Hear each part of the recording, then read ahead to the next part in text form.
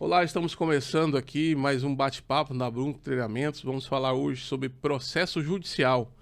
Nada melhor para falar sobre esse assunto, o professor Guilherme, que está aqui presente. Professor, vou iniciar dando um bom dia, óbvio. Prazer né? estar aqui com você de novo. E é o seguinte, perguntar para o senhor qual a diferença, para que o leigo saiba, do direito material e direito processual. Como funciona isso aí? Tá. Bom, o direito material ele é um conjunto de normas que regulamentam direitos e obrigações entre pessoas, empresas, tá? E até entre o Estado e os cidadãos. Tá? Então, todas as leis que abordem direitos ou obrigações tratam de direito material. Tá, deixa eu só ver aqui se eu entendi.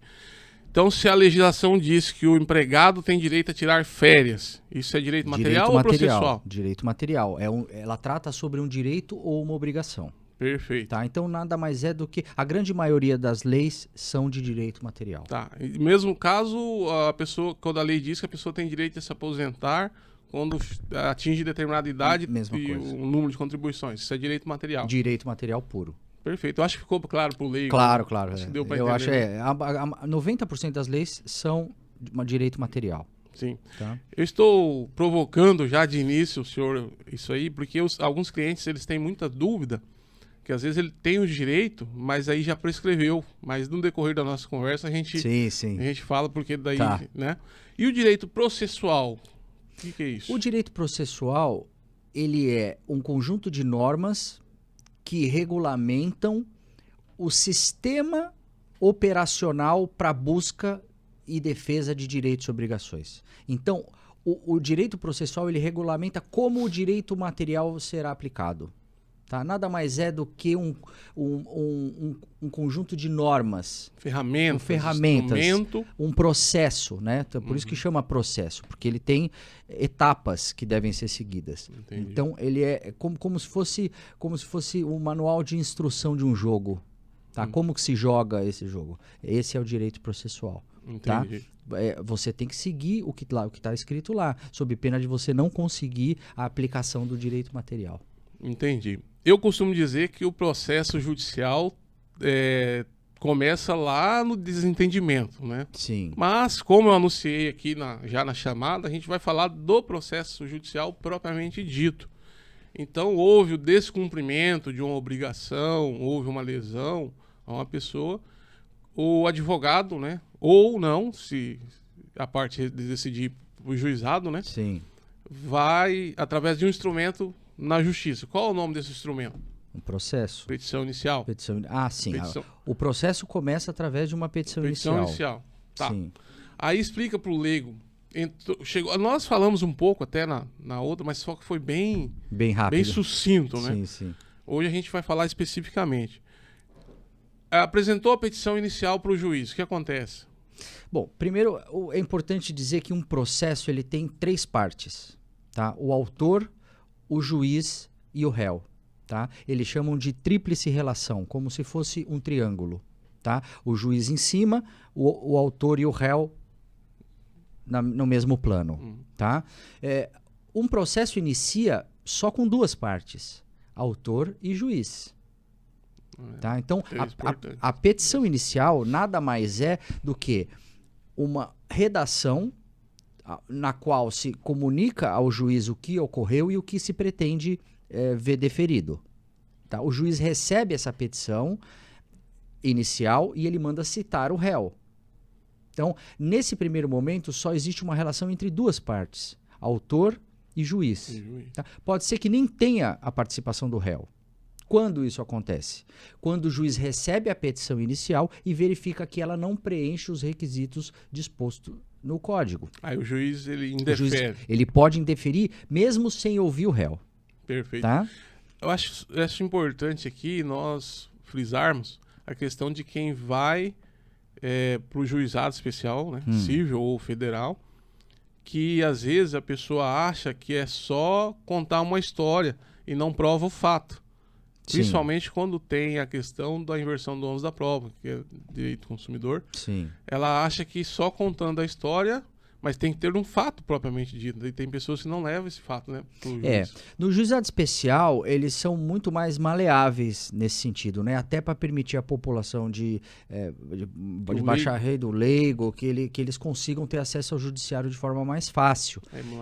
Então, quando se vai ao juizado especial e narra-se os fatos ao cartorário e ele registra isso na petição inicial, os juízes recebem com maior compreensão, né, de que isso é muito bom, né? É bom, porque o acesso ao judiciário é direito de todos. Democratizar o acesso ao judiciário, né? O que não ocorre numa petição inicial feita por um advogado. Ah, sim. O juiz, quando recebe, ele é muito mais criterioso na avaliação da presença dos requisitos ou não do que se a petição for feita por uma pessoa, por um cidadão comum. Até porque parte do pressuposto que o advogado, né, tem todo o conhecimento jurídico, é um profissional, para fazer tudo de acordo com como diz o Código de Processo. Perfeito. Né? Perfeito. O juiz aceitou a petição inicial. O que acontece? Vai citar o outro lá? Ele vai citar o réu. Tá? O que é citar o réu? Citar o réu é informar a pessoa que está sendo processada de que existe um processo contra ela. E aí, às vezes, a gente vê um problema, né? Chega uma carta lá do judiciário e a pessoa deixa no canto, não abre. E aí, o que acontece? Tem algum prazo ali? Professor, a citação é o ato mais importante do processo. É o mais importante de todos. Por quê? Porque até a citação só tem duas partes no processo. Depois da citação, forma-se o triângulo. Tá.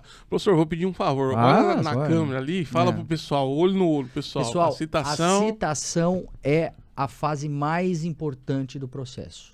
Tá? É através da citação que o processo se estabiliza, que ele começa a existir através da informação ao réu de que existe um processo contra ele. A partir desse momento é que o prazo para o exercício do contraditório e da ampla defesa começa a correr. Qual é esse prazo, doutor? Professor? O Código de Processo tem procedimentos específicos, né? Vamos falar do procedimento comum, que é o mais normal, que é uma ação ordinária, ação de conhecimento, né? Vamos falar sobre prazos.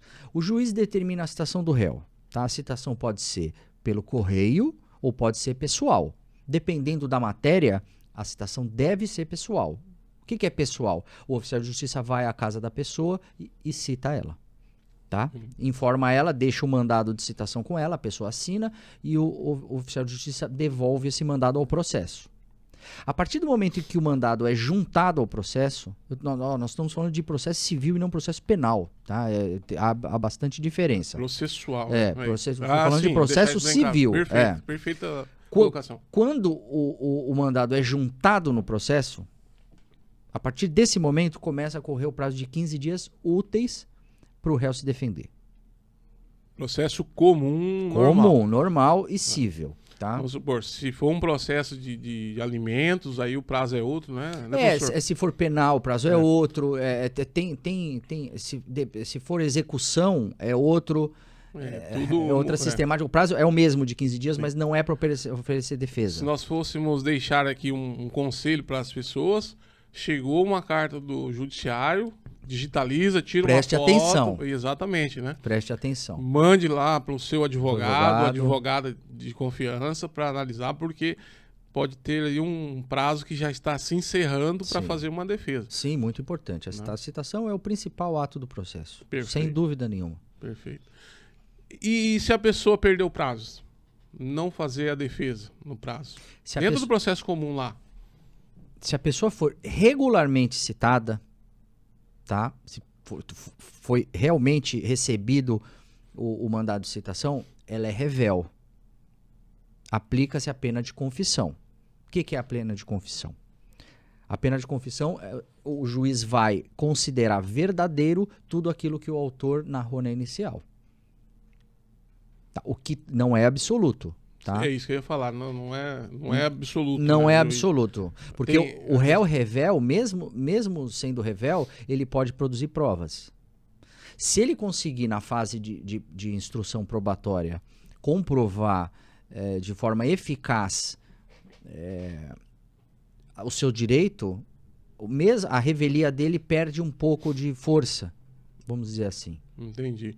Então, se a pessoa pegou a carta, deixou lá, abriu, já tinha passado o prazo, não entra em desespero. Procura um profissional do direito. Isso é fundamental. Que dá para fazer ainda uma defesa ali no processo. Sim. A partir do momento que ela entrar ali. Sim. Perfeito, então. O réu foi citado. A gente está dando aqui os caminhos do processo judicial para você que é leigo entender um pouco melhor, tá? Porque a gente vê no exercício da advocacia que muitas pessoas têm dúvida disso, tá? Então, o réu foi citado. O que acontece daí, professor? Ele apresenta a defesa. Se ele apresentar tempestivamente a defesa, ou seja, dentro dos 15 dias, o processo volta ao juiz. Tá? E o juiz determina a intimação do autor para que apresente réplica. Réplica nada mais é do que a contestação da contestação.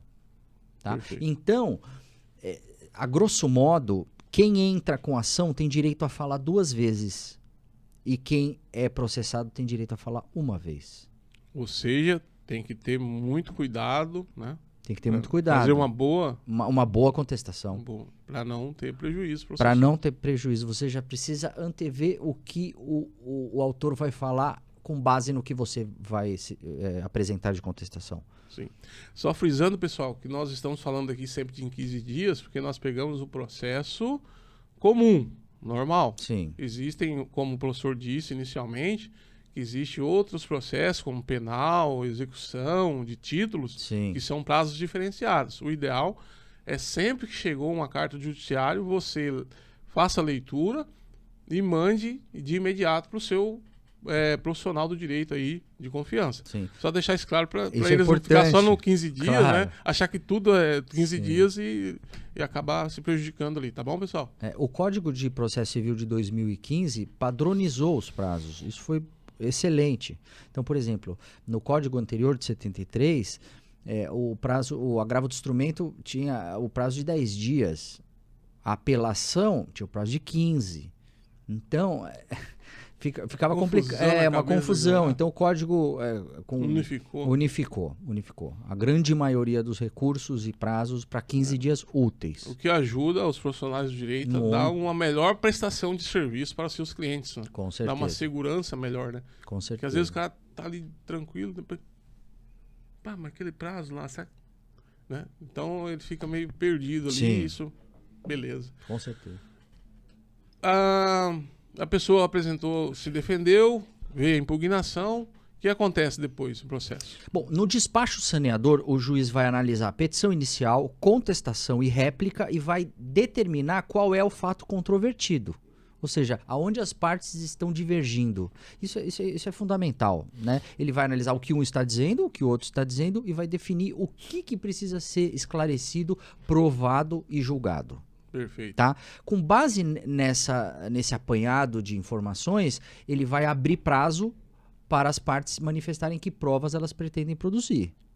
Perfeito. Tá? Se o juiz, que é o destinatário da prova, entender que já existem elementos suficientes para ele julgar, ou que a discussão versa só sobre matéria de direito, tá? Ou seja, não precisa de provas para comprovar fatos. Tá? É só questão de direito. Por exemplo, um tributo. Se um tributo ele é legal ou não é legal. Tá? Não tem provas a se fazer. É só analisar se juridicamente é legal ou não é. Tá? Nesses casos, o juiz pode julgar antecipadamente. Então, antes de fazer prova, ele já pode dar a sentença. Tá? Isso acontece muito com questões tributárias, coisas que dizem respeito só à legislação. Entendi. Tá? Professor, desde do requerimento da petição inicial foi juntada no sistema da justiça, nós já estamos falando de quanto tempo de andamento processual. Por quê? Os clientes, eles ficam agoniados, eles precisam, muitas coisas, a vida deles depende daquilo ali, né? E aí eles, às vezes, até brigam com a gente, né? Sim. Doutor, esse processo está enrolado, não dá mais, o senhor parece que não está fazendo nada, não sei o quê. Eu falei, né? Quanto tempo já, só nisso aí, até essa decisão saneadora, que nós não chegamos nem na sentença, né? Não. Eu vou até pegar o artigo aqui para vocês. Fica à vontade. Isso é importantíssimo. Eu não sei se vocês sabem, se a maioria da população sabe, mas o juiz tem prazo. Não são só as partes que têm prazo. Acontece que é o Brasil. Não funciona. Não funciona, mesmo tendo prazo, os juízes não conseguem. Assim, vamos ser justos, né? Assim, há escassez de funcionários, há escassez de magistrados, o volume é imenso, a demanda é gigantesca para atender todo mundo no prazo, mas o artigo 226 do Código de Processo Civil estabelece o prazo de 30 dias para que o juiz profira uma sentença. 30 dias úteis. Depois de feitas as provas. Aí eu vou voltar até a sentença, mas ele tem 30 dias. O juiz tem 5 dias para analisar uma petição. Sabe, o professor pode me falar quanto tempo leva um juiz para analisar uma petição? Em qualquer comarca do Brasil, qualquer Nos processos que está em andamento meu, leva às vezes até 3 meses. Eu tenho com 1 ano. Assim, eu tenho um processo no Mato Grosso, tá? Que eu liguei cobrando, tinha 8 meses que estava concluso para a decisão e não tinha decisão. E aí você liga, o servidor... Teve uma vez o servidor desligou o telefone na minha cara. É o fim da picada. Eu fiquei... E tem servidor que ainda fica bravo ainda. Entendeu? Então, tá na fila. Exatamente. Não sei o que, não sei o que. Mas 9 meses para dar um despacho num processo... Não, é um absurdo. Jesus, né? Então tem 30 dias depois que as partes se manifestou após a decisão saneadora. Vamos voltar um pouco. Estávamos na questão do saneamento do processo, né? O saneamento é definir quais são os... qual é o ponto controvertido e abrir prazo para as partes se manifestarem. Tá? As partes podem requerer a produção de provas, que são 3: documental, testemunhal ou pericial, tá? Justificando a pertinência do pedido. Depois, uma vez feito isso, o processo volta ao juiz também. O juiz, sempre o processo vai retornar para ele para que ele dê ritmo ao andamento da demanda. Eu estava refletindo sobre isso ontem, essa questão de tudo ter o juiz que se manifestar. Por exemplo, estou com um processo de execução, está concluído desde dezembro, tá? Não teve ainda determinando o pagamento. Lógico que é uma questão de mudança do código, né? Mas será que precisaria tudo o juiz se manifestar? Tem vezes que você simplesmente junta uma petição de desabilitação no processo, às vezes faz um acordo com a parte, não vai mais advogar para aquela parte, e manda conclusos para o juiz decidir esse tipo de coisa. Será que era o caso, professor? O juiz é muito importante no processo. Além dele, o presidente do processo. Além dele julgar, ele dá ritmo.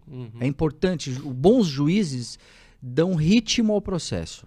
Tá? As partes, diga aqui, diga ali, faça isso, tal, e dessa forma ele vai forçando a parte a se movimentar, tá? Para trazer elementos para ele, para que ele possa julgar. É basicamente isso aí. Tá? Uma vez feitas as provas, tá? Geralmente o juiz designa uma audiência de instrução, quando é o caso de oitiva de testemunha. Tá? Quando não é o caso de oitiva, ele determinou a prova pericial ou autoriza que as partes juntem ao processo os documentos que ainda não estão encartados. Tá? Na demanda. Após isso, feitas as provas, ele abre prazo também de 15 dias para que as partes apresentem alegações finais. Tá? Muito importante alegações finais. Tudo isso em homenagem ao princípio da ampla defesa e o contraditório. Exato. E para não gerar nulidades no processo depois e perder todo aquele serviço também. Deixar bem claro que o juiz, nesse ponto, ele é bastante cauteloso, a juíza, né? Para que essas nulidades não venham a acontecer, né? Sim. As alegações finais são muito importantes, tá? Não são essenciais, ou seja, se você não cumprir o prazo das alegações finais, não dá revelia para nada. Sim, não vai ter um prejuízo. Não tem preclusão, não tem nada. Mas poderia ter um benefício. Não, tem muito benefício, porque tem alguns juízes que só leem as alegações finais. Vão direto nas alegações finais. Porque ele já leu a inicial, a contestação, mas assim, são milhares de processos, ele não vai lembrar. Nas alegações finais, ele pega um resumo de tudo o que aconteceu, inclusive da produção de provas. Sim. Por isso que as alegações são muito importantes. Depois das alegações finais, ele profere a sentença, acabou a primeira instância. Acabou a primeira instância. Acabou a primeira instância. Através da sentença, a sentença coloca fim ao processo. Perfeito. Tá? A parte que não ficar satisfeita com a sentença que foi prolatada, ou seja, a decisão que o juiz deu ali naquele processo, em sede de sentença, o que pode fazer? A primeira coisa que é importante falar para vocês é que o processo só é julgado uma vez. Tá? Só em primeira instância. Só quem julga o processo é o juiz de primeira instância. É quem analisa provas, é quem faz a coleta de depoimentos, quem conhece o processo é o juiz de primeira instância e quem coloca fim a ele é o juiz de primeira instância. Ah, mas não tem recurso? Tem recursos. Tá? Mas o segundo e o terceiro grau, eles só mantêm ou reformam a sentença. Entendi. Então é tudo com base na decisão de primeiro grau. Entendi. Tá? Por isso que tem muitos juízes de primeiro grau e poucos desembargadores. Né? Se você for fazer uma comparação de porcentagem. Né? Então, a parte que estiver irresignada com a sentença, ela pode primeiro apresentar embargos de declaração, tá? Para que seja alguma coisa esclarecida pelo juiz, ou seja, não entendi uma parte da sentença, ou o senhor esqueceu de analisar alguma questão, tá? Ou o senhor está julgando de forma contrária com algum elemento do processo. Aquela famosa frase extra petita. Pode ser. Extra pedido, né? Doutor, não está no pedido aqui, o senhor está dando aqui. Ele pode jogar outra petita também, julgar além do que se foi pedido. Tá? Ou infrapetita, né? Ele julga menos do que foi pedido. Então tem essas modalidades. Bom, mas a parte pode interpor uma apelação da sentença, tá? E levar esse processo para a segunda instância. Tá? Na segunda instância, ao invés de um juiz, nós temos 3 juízes, que são 3 desembargadores. E em alguns casos, a depender do andamento processual, eles reúnem 5 juízes na turma, tá? Legal. Mas geralmente são 3 juízes que vão analisar esse processo em segunda instância. Permite uma análise melhor, mais ampla, né? Sim. No debate. Sim, valendo dizer que quem recebe o recurso é o mesmo juiz que deu a sentença. Perfeito. Tá? Então você entra com o recurso ainda em primeira instância. Sim. Dizendo ao magistrado, olha, eu não concordo com essa sentença, por isso eu estou apelando à segunda instância. O juiz, ao receber essa apelação, abre prazo para outra parte apresentar contrarrazões, que nada mais é do que a contestação do recurso. Tá? E se ambas as partes recorrerem? Abre-se prazo para as 2 partes apresentarem contestação uma da outra. Um X, né? Um X. Depois, tendo defesa ou não, ou tendo contrarrazões ou não, o processo sobe, entre aspas, para o segundo grau. Perfeito. Tá? Aí, no segundo grau, nós falamos um pouco da outra vez, tem estadual, né? Os tribunais TJs, Tribunais de Justiça dos Estados. Cada estado daí tem um andamento, né? Eu fiquei surpreso com 2 ações do TJ Paraná, que as apelações foram julgadas ali em menos de 6 meses. Foi bem rápido mesmo. Foi uma coisa de 3 meses e meio, 4. Menos de 6 para ficar mais. Infelizmente, bem comum. E eu fiquei assim, falei, poxa, é isso que se espera da justiça. Em contrapartida, tem um processo no TRF4 que já vai fazer 2 anos. E só foi distribuído. Não aconteceu nada. Tá. A parte recorreu no TJ ou no TRF, né? Pode ser tanto na Justiça Pode ser estadual ou federal. E aí ela também não ficou satisfeita com a decisão que foi prolatada lá no acórdão, lá na decisão da turma. Ela pode recorrer ainda, professor? Pode recorrer para a terceira instância, onde nós temos o STJ e o STF, a depender da matéria. Se for o STF, matéria constitucional. Lembrando que no segundo grau não se produz novas provas. Só se produz prova na primeira instância. Perfeito. Tá? O que vão fazer os desembargadores em segunda instância? Eles vão analisar a sentença do juiz e ver se ela, sob o ponto de vista do direito, merece reforma ou não. Tá? Vamos supor que os desembargadores entenderem que não, deve-se manter a sentença tal qual foi lançada. Tá? Você pode ingressar com recurso especial ou recurso extraordinário. O recurso especial no caso de a decisão ferir lei federal e recurso extraordinário no caso da decisão ferir a Constituição. Perfeito. E o tribunal vai fazer uma análise se recebe, se autoriza ou não subir esse recurso. Exato. Tá.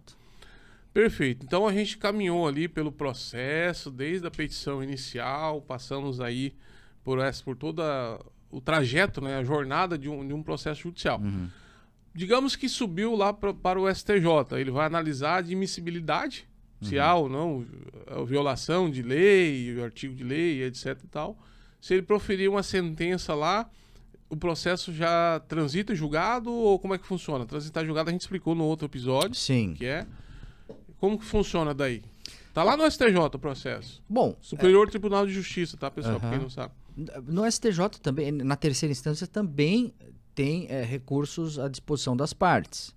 Né? O que mais tem no Código de Processo Civil são recursos.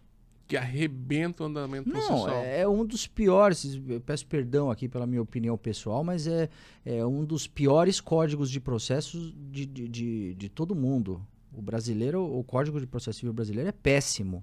Uhum. Ele favorece a mora, ele estimula a pessoa a dever, né? Ele impede que o autor tenha efetividade no recebimento do seu crédito.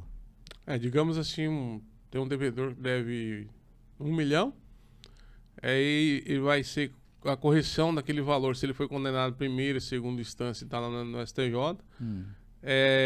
IPCA mais 1%, que é o juro legal.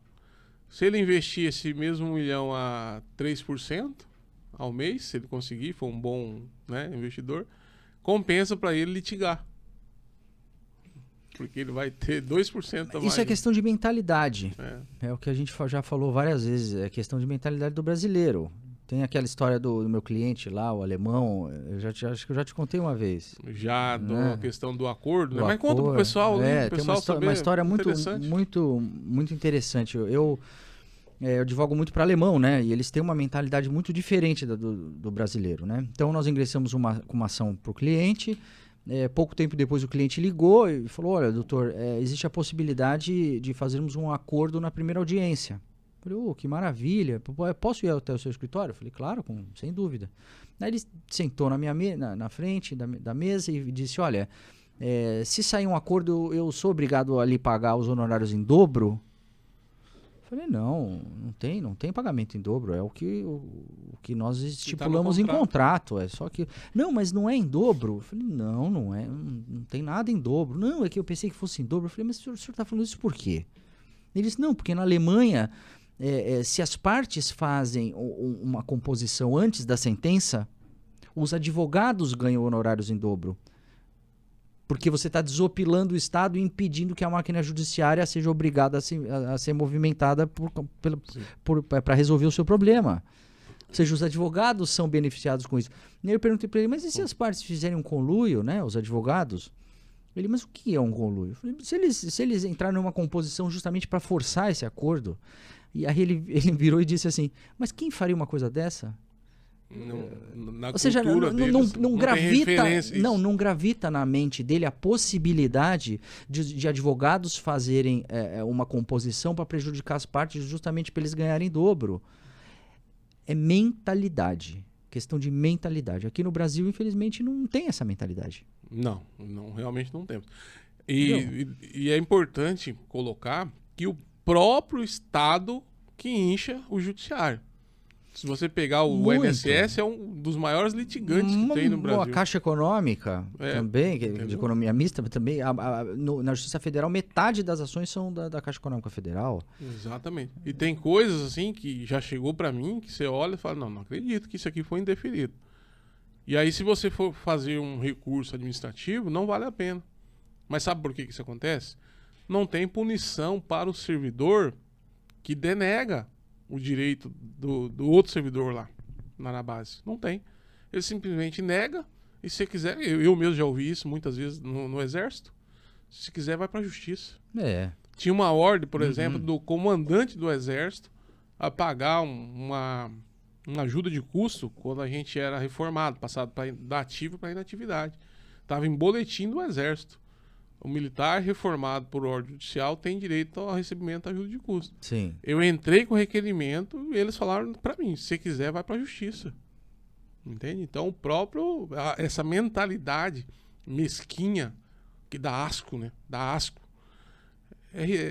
Brasileira arrebenta o próprio país.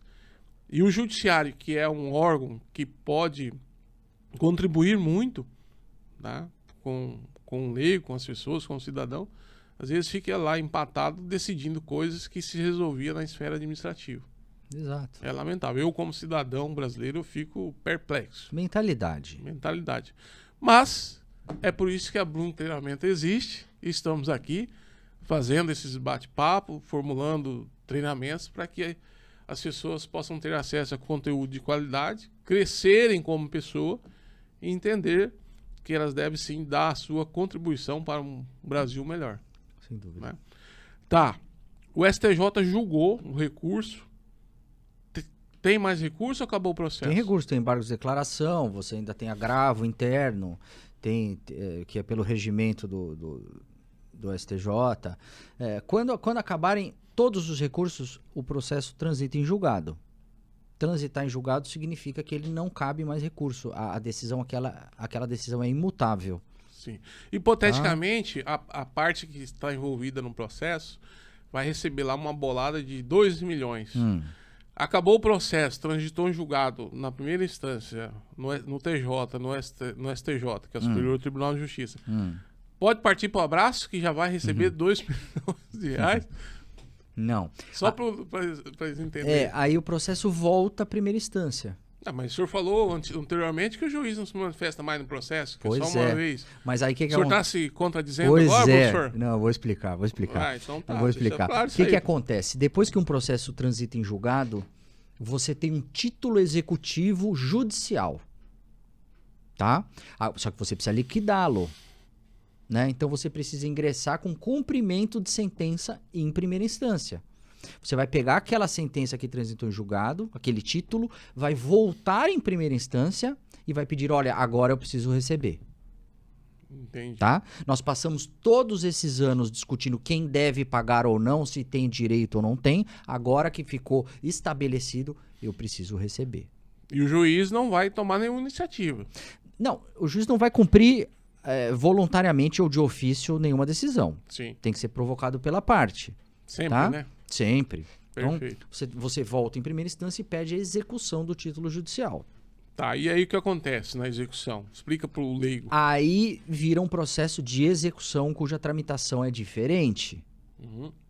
Porque às vezes o leigo, ele acompanha o processo lá no site do STJ e ele liga, vê que o processo acabou para o advogado, às vezes brabo. Sim. Ô doutor, acabou o processo, cadê meu dinheiro? Isso aí é... Aí, às vezes, a advogada explica, não, agora vai começar um outro processo, que é assim, essa... Não, doutor, sei não, hein? É isso aí. Tá esquisito isso aí, doutor. Fulano falou isso. Quando eles falam assim, fulano falou isso. Eu tenho um primo que me disse, isso aí tem... O processo da minha vizinha foi assim, foi assado, não sei o que. Doutor, não sei não, viu? Nossa, rapaz. Pois é. Não, isso tem direto. Sim. Aí começa a execução? Começa a execução, né? Na verdade, nesse caso é cumprimento de sentença. Cumprimento de sentença, isso. Cumprimento de sentença. Você instaura um incidente de cumprimento de sentença. Perfeito. Tá? É um processo junto com o caminha do lado lá, penso ali do lado. É um incidente. Quando os autos eram quando os processos eram físicos, era um anexo. Né? Que sumia de processo. Não, tiravam folha. Aí história. Molhou o processo, caiu do ônibus. Já vi cada história. Eu também. Pô. Mas só lá no Brasil, lá. Só no Brasil. Aqui não acontece. Aqui não acontecia. Não, o processo digital foi uma... Eu ainda gosto de processo físico, hein? Às vezes, depende do caso, eu materializo também, sabe? Eu tô até procurando quem tiver um processo físico pra eu pegar em mãos de novo, porque é a melhor coisa do mundo, né? Mas realmente o processo digital trouxe uma modernização, uma revolução aí na advocacia muito importante, né? Se você estiver nos Estados Unidos, Noruega, lá vendo a Aurora Boreal, tendo internet, você peticiona. Né? Agora, lógico, ninguém vai peticionar vendo a Aurora Boreal. Não, também é um exemplo. Lá não tem tanto problema assim. Não, você perdeu o seu tempo para entrar num processo. Não, aí não. Mas o acesso é muito mais facilitado hoje em dia, né? Você consegue compulsar um processo sem ter que ir ao fórum. Eu gosto do processo judicial. É mais difícil de ver. Eu que sou da classe mais antiga e eu gosto do processo físico. Sim. Né? Mas entrou com a execução. Cumprimento de sentença. Estou com a execução na cabeça. Cumprimento de sentença. O que vai acontecer para o leigo entender o processo? Bom, o processo voltou à primeira instância. Voltou para o mesmo juiz que proferiu a sentença de primeiro grau. O juiz recebendo o incidente de cumprimento de sentença, ele vai intimar o réu, ou o autor, se for o caso, né, a pagar em 15 dias aquilo que foi determinado no acordo transitado e julgado, sob pena de multa de 10% sobre o valor, mais 10% de honorários. Aí tem que rezar para que o réu seja solvente, né? Que o réu tenha dinheiro e condições de pagar. Muito, né? Mas aí o processo volta para a primeira instância, começa tudo de novo. Começa tudo podendo ir para o STJ de novo. Exatamente. Isso é importante nós deixarmos claro para eles ali. Só que assim, o primeiro processo era de conhecimento. Ou seja, para o judiciário dizer se aquele direito reclamado procede ou não. É ou não é. Esse é o processo de cumprimento. E aí, sabe o que acontece, professor? Tem muita gente, e eu tento explicar isso para meus clientes, eles brigam com o réu. E aí bloqueia no aplicativo de conversa, não quer mais falar, não quer mais contar, quer nem ver a cara daquele... Enfim, né? Não vou falar aqui hoje, né? Mas não poderia. Você que é leigo aí, entenda, não faça isso. A gente precisa de informações do réu no momento do cumprimento de sentença. Ele tá andando de carro, tá a pé, tá indo pra praia, né? Como que tá a vida dele? Tem hora que não tem informação nenhuma. Isso ajuda no cumprimento de sentença, né, doutor? Muito, sobremaneira. E hoje em dia já é mais fácil, né? Com redes sociais, você consegue monitorar, né? Saber onde é que a pessoa está e etc. Hoje é mais fácil, mas é importante sim você manter atualizado, porque o processo demora muito. E a vida das pessoas muda. Exatamente. Né? Tá, aí o juiz manda pagar. Vamos lá, entrou o cumprimento de sentença. Que às vezes a gente começa e eu acabo interrompendo o professor. Tudo bem, tá? tudo bem. Cumprimento de sentença. Vou deixar o professor explicar certinho até o final ali, vai. O cumprimento de sentença é a mesma forma, né? O réu vai ser intimado a pagar em 15 dias sob pena de penhora, tá? De multa e penhora. Tá? Ou ele não pagou, começam os atos expropriatórios. Penhora de conta, que é o bloqueio Cisbajude, penhora de veículo pelo Renajude, obtenção de imposto de renda, penhora de imóveis, e aí começam todos esses atos. De bens e direitos em geral. Bens e direitos, né? O réu pode apresentar impugnação ao cumprimento de sentença também. E aí, essa impugnação é na primeira instância, no primeiro juiz ali, primeiro grau? Mesma coisa. Ou... É como se fosse uma contestação, de novo. Perfeito. Só que aí ele não pode... Não se discute mais mérito. Perfeito. Tudo já foi decidido em primeira instância. Vamos usar uma analogia aqui. Como se você fosse sair para jantar num lugar super concorrido. Tá? Primeiro você precisa arrumar a mesa. Então você vai passar 7 anos tentando arrumar a mesa. Arrumou uma mesa? Você vai sentar. Agora você precisa comer. Entendeu? Sim. Então, sendo essa espera o processo de conhecimento, onde vai se discutir aonde vai sentar, quem tem direito, como é, e depois você vai pedir comer. Entendi. Né? E rezar para a comida chegar. Entendi. Né? Porque nem sempre o garçom vai trazer, né? Nem sempre. Ou seja, o que eu quero dizer, nem sempre o devedor vai cumprir voluntariamente a obrigação que foi decidida na sentença. É o que eles dizem, ganhou, mas não levou. Ganhou, mas não levou. Então, às vezes, você vai ter que ir atrás. Sim. Né? Sim. E aí, por isso que é importante não perder todo o contato. Não, é super importante. Precisa abraçar, não precisa chamar para jantar em casa. Mas monitore. Mas monitore, tem informação, traga informação para o advogado, isso ajuda. Cabe recurso para segunda instância em algum momento? Também. Ou impugnou, tal. Mas... Cabe apelação também. Cabe apelação? Cabe apelação. Cumprimento de sentença? Sim. Ô, doutor, não acaba esses recursos, não? Pois é. É o Código de Processo Civil brasileiro. Por isso que os advogados brasileiros, advogadas, levam paulado dos clientes. Sim. Eles acham que... Não, tem uma anedota bem jurídica, né? Bem curiosa. Dizem que um advogado super famoso, né? Já estava com a idade bem avançada e o filho se formou na faculdade, né? E aí o filho chegou pro pai e disse: pai, você não acredita. Sabe aquele processo de falência que o senhor tem há 40 anos em trâmite? Ele falou: sei, eu consegui terminar. Aí o pai falou: você é burro, você acha que eu paguei sua faculdade como? Então, o advogado ficou a vida inteira sustentando o filho através dos honorários de um processo que não era para terminar. E foi lá. Basicamente imagina, é isso aí. É uma situação. Então, tem gente que tira proveito do sistema, da morosidade da justiça. Perfeito. Aí pode, então, entrar com recurso de apelação, o TJ vai julgar de novo. Vai julgar de novo. Mas agora já lá em cumprimento de sentença. Sim. E aí, se julgou, tem mais recurso? Tem mais recurso, pode recorrer. Sim. Não pode recorrer sobre mérito, mas sobre valores por exemplo, vou te dar um exemplo aqui. Vamos supor que a pessoa passou todos esses anos aí em processo de conhecimento, transitou em julgado e ingressou com cumprimento de sentença. Tá? Nesse cumprimento de sentença foi penhorado um imóvel da pessoa que é bem de família. Sim, aí... Vamos supor. E o réu, o executado, está pleiteando a anulação dessa penhora justamente pela impenhorabilidade do bem. Tá?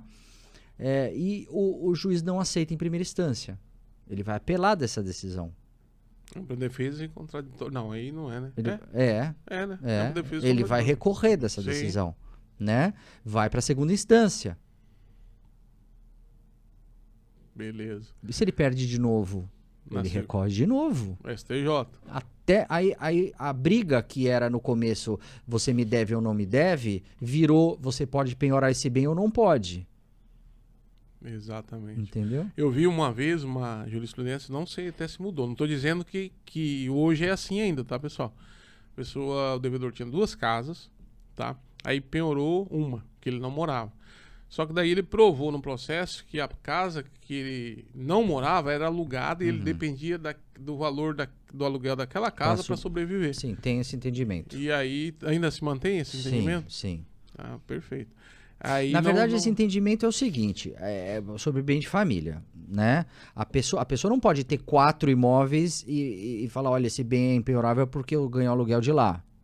Não pode, a pessoa tem que ter um imóvel e aquele está alugado e ela morar de aluguel em outro.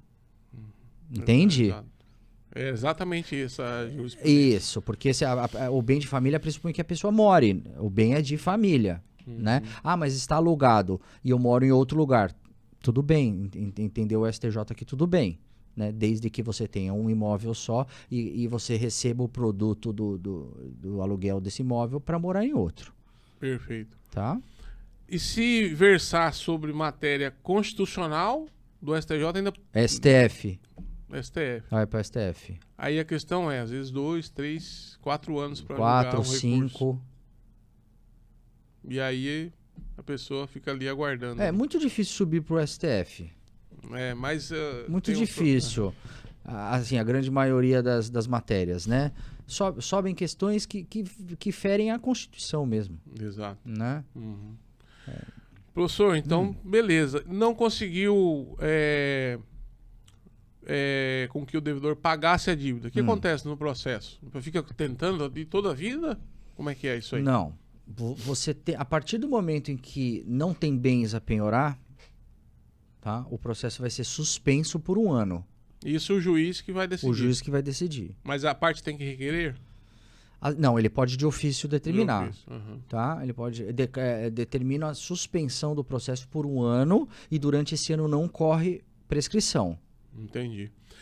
Tá? Aí eu quero colocar isso para os leigos entenderem. Sim.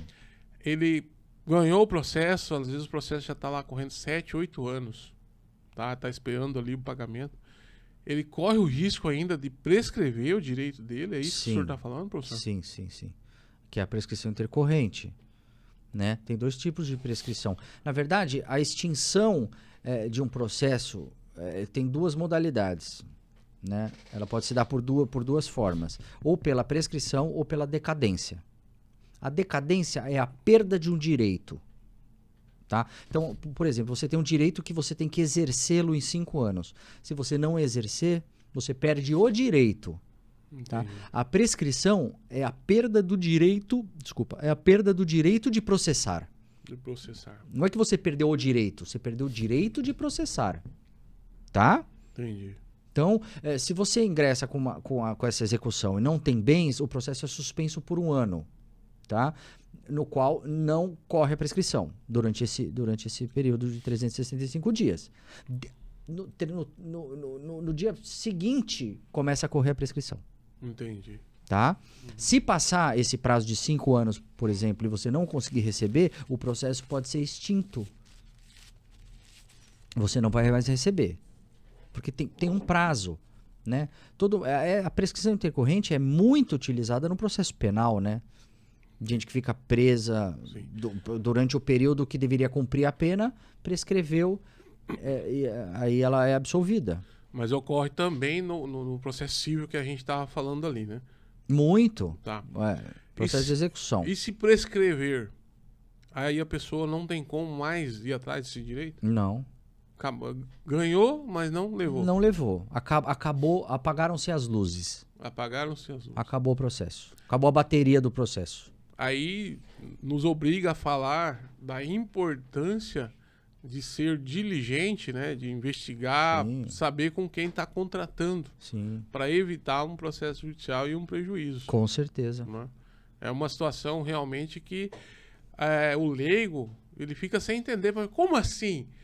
Eu entrei no judiciário, eu paguei o advogado, advogada, eu ganhei o processo nas 3 instâncias, que foi até Brasília, e agora prescreveu? Pois é. Como é que faz? Você perde o direito. Porque, pessoal, no processo não pode ficar ad eterno. Não pode ficar eternamente um processo rodando, tentando encontrar bens e não encontra, né? E aí a justiça, em algum momento, tem que colocar fim nesse processo. Por isso que existe essa previsão. O nome até já sugere, é um processo.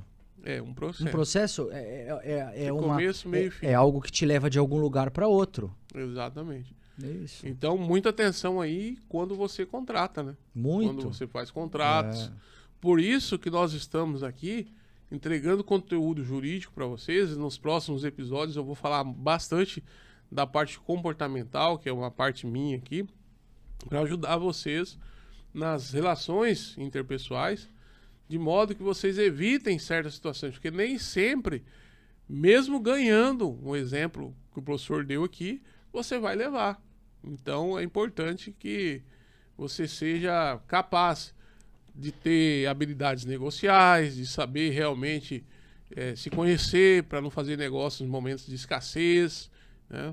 Momentos que não deveria, negócios errados que depois vai te trazer aí uma necessidade de ir para o judiciário e às vezes não consegue. Eu acho que tudo que você puder resolver extrajudicialmente é melhor. Eu comungo 1 milhão. Eu sei que o professor também acha que... Com certeza. É mais barato. É mais barato, é mais rápido, é mais eficaz, né? É lógico que em determinados momentos não dá para fazer isso. Mas não, tem coisas que é obrigatório ir para o judiciário. Você não tem como modificar totalmente uma causa sem entrar com a ação. Tem gente que só consegue resolver entrando com a ação. Exatamente. Tem gente que E tem questões que são obrigatórias, como desoneração de alimentos. Sim, às vezes a lei exige.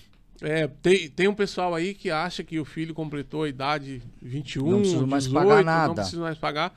Aí eles veem, não, você tem que entrar com ação judicial pedindo a desoneração, porque sob pena de você ser preso, né? Mas como assim? Como é que pode um negócio tem desse? Tem que ver assim, né? Tá. Então é isso aí, a gente vai partindo aí pro... Agradeço a oportunidade mais uma vez. Isso. Muito produtivo aqui. É sempre bom falar sobre essas matérias. Parabéns pela sua iniciativa. Eu acho que todo mundo deveria ter acesso a essas informações. tá? Até para compreender de uma forma descomplicada como é o direito material e o direito processual. Exatamente. Essa questão do direito material e processual, às vezes, confunde até o estudante de direito, né? E a gente agradece também pela explanação do professor. Obrigado. Sempre aí com boa vontade, boa fé aí. Vem com tudo, com vontade mesmo de ensinar, de passar o conhecimento, que o conhecimento só faz sentido assim, se a gente conseguir passar para outras pessoas, né? Agradeço de coração aí a toda a equipe técnica que está aí nos bastidores aí contribuindo com esse trabalho. Nos próximos episódios a gente vai conversar mais. Eu vou trazer conteúdo de comportamental para que vocês tenham acesso e possam crescer cada vez mais como pessoa e evitar certas situações como processos longos judiciais, estresse. Tem um custo biológico esses processos, tem um custo financeiro, e a gente vai trazer um conteúdo rico aí para que você possa crescer, amadurecer cada vez mais e ser uma pessoa que tem capacidade de resolução de problemas no âmbito particular e não fique necessariamente aí dependendo do poder judiciário em determinadas situações. Fraterno abraço e até o próximo.